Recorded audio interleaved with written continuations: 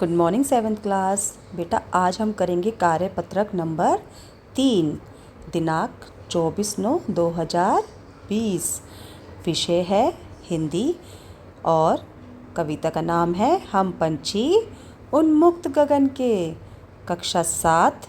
सबसे पहले बेटा आप अपना यहाँ पे नाम लिखेंगे, विद्यार्थी का नाम, फिर यहाँ पे लिखेंगे कक्षा अध्यापक का नाम। प्यारे बच्चों, कोविड-19 के लॉकडाउन या तालाबंदी में घर के अंदर बंद होकर कैसा लगता है, यह तो आप जान ही गए होंगे। तो सोचिए पिंजरे में कैद पक्षी को कैसा लगता होगा। आइए इसी बारे में जानते हुए कविता हम पंछी उन्मुक्त गगन के का तीसरा भाग पढ़ते हैं। यह कविता शिव मंगल सिंह सुमन द्वारा रचित है। ये हम पहले ही जान चुके हैं बेटा कि ये कविता के रचयिता कौन है, शिव मंगल सिंह सुमन। बच्चों, हम कार्यपत्रक 1 और कार्यपत्रक 2 यानी वर्कशीट 1 और वर्कशीट 2 में हम पंछी उन्मुक्त गगन के कविता के 2 भाग पहले ही पढ़ चुके हैं।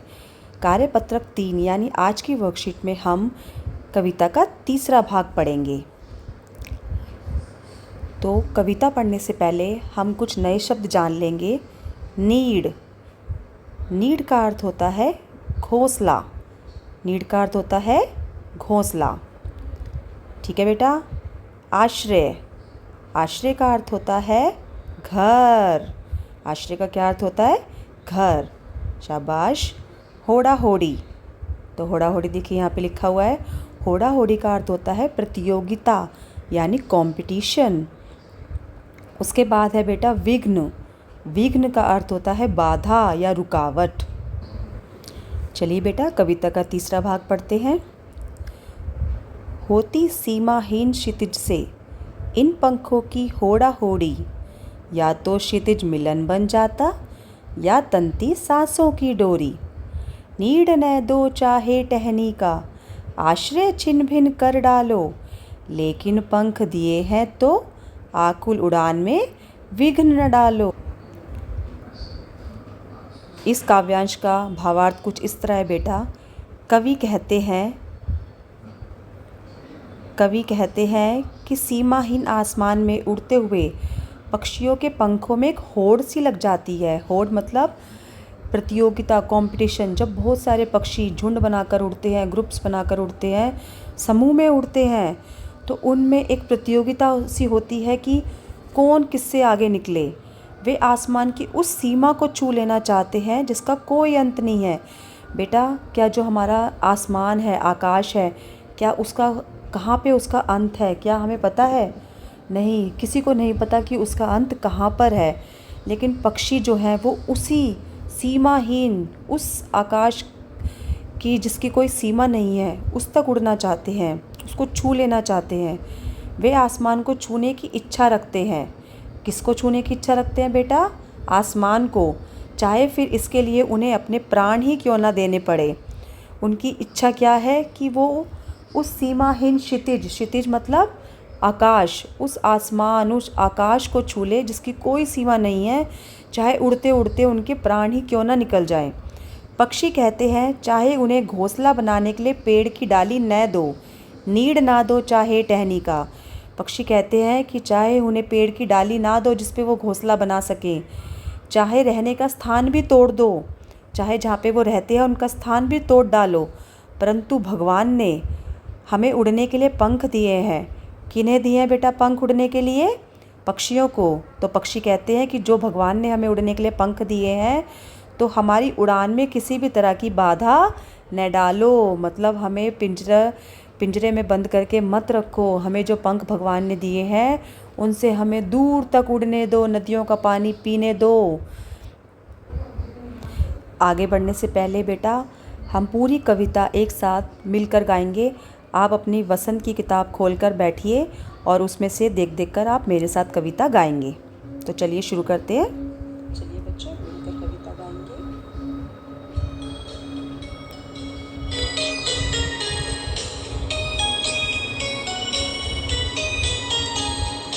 हम पंछी उन्मुक्त गगन के पिंजरबद्ध ना गा पाएंगे, कनक तीलियों से टकरा कर पुलकित पंख टूट जाएंगे।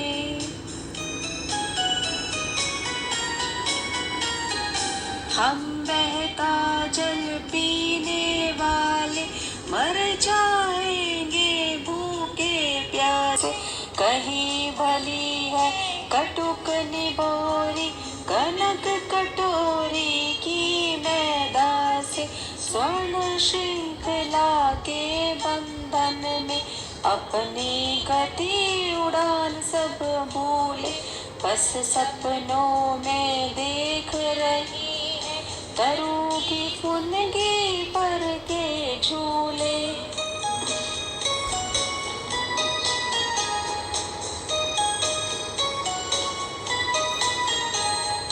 ऐसे थे अरमान की उड़ते नील गगन की सीमा पाने, लाल किरण सी चोंच खोल झुकते तारक नार के दाने, होती सीमाहीन क्षितिज से इन पंखों की होड़ा होड़ी, या तो क्षितिज मिलन बन जाता या तंती सांसों की डोरी, नीड़ न दो चाहे टहनी का आश्रय छिन्न भिन्न कर डालो, लेकिन पंख दिए हैं तो आकुल उड़ान में विघ्न डालो। तो उम्मीद है बच्चों आप सबको कविता पसंद आई होगी। आइए जाने हमने क्या सीखा। पहला प्रश्न है बेटा, पक्षी उन्मुक्त रहकर अपनी कौन कौन सी इच्छाएं पूरी करना चाहते हैं। हाँ जी बेटा, पक्षी उन्मुक्त रहकर सीमाहीन आसमान को छूने की इच्छा रखते हैं और अपने पंखों से दूर तक उड़ना चाहते हैं बिना किसी बाधा के। दूसरा प्रश्न है बेटा, पक्षियों को पालना उचित है अथवा नहीं।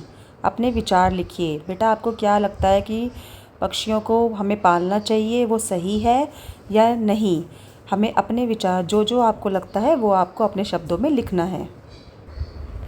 अगला प्रश्न है बेटा, निम्नलिखित शब्दों से वाक्य बनाइए। हमें जो कुछ शब्द दिए हुए हैं, घोंसला, प्रतियोगिता, बाधा, घर, इन शब्दों को लेकर बेटा हमें कुछ वाक्य बनाने हैं। तो उदाहरण के लिए आपको मैंने कुछ वाक्य बनाकर दिखाए हैं। आप इनके अलावा भी अपने मन से भी कोई वाक्य बनाकर लिख सकते हैं। जैसे घोंसला, पक्षी पेड़ पर घोंसला बनाकर रहते हैं। प्रतियोगिता, मैं अपने विद्यालय में हर प्रतियोगिता में हिस्सा लेता हूँ। बाधा, हमें अपने जीवन में आने वाली हर बाधा यानी रुकावट का सामना हिम्मत से करना चाहिए। घर, मेरा घर बहुत सुंदर है। आखिरी प्रश्न है बेटा इस कार्यपत्रक 3 का, क्या आपने या आपकी जानकारी में किसी ने कभी कोई पक्षी पाला है? उसकी देखरेख किस प्रकार की जाती होगी, लिखिए। क्या आपने या आपके किसी जानकार ने कभी कोई भी पक्षी, कबूतर, तोता, कोई भी पक्षी पाला हो तो आप उसके बारे में लिखेंगे और आप ये बताएंगे कि वह उसकी देखरेख किस प्रकार करते थे या करते हैं। वो उसको पिंजरे में रखते हैं, खुले आसमान में रखते हैं, उसको क्या खिलाते हैं, वो सब चीज़ें आप इस प्रश्न के उत्तर में लिखेंगे। 7th क्लास बच्चों, आपको एक गतिविधि दी जा रही है, ये आप सबको करनी है और करने के बाद अपनी वीडियो बनाकर ग्रुप में, हिंदी के ग्रुप में आपको भेजना है इसको। इसमें आपको क्या करना है कि आप लोग कविता को याद करेंगे और कविता गान यानी कविता गाते हुए अपनी जो प्रस्तुति करेंगे कविता की, उसकी वीडियो बनाकर आप हिंदी सब्जेक्ट के ग्रुप में भेजेंगे। आपको अपनी वीडियो कैसे बनानी है उसका उदाहरण आपको अभी दिया जाएगा। यहाँ देखो बेटा, जैसे इन बच्चों ने कविता गान किया हुआ है, प्रस्तुति की हुई है, ऐसे आपको भी करना है।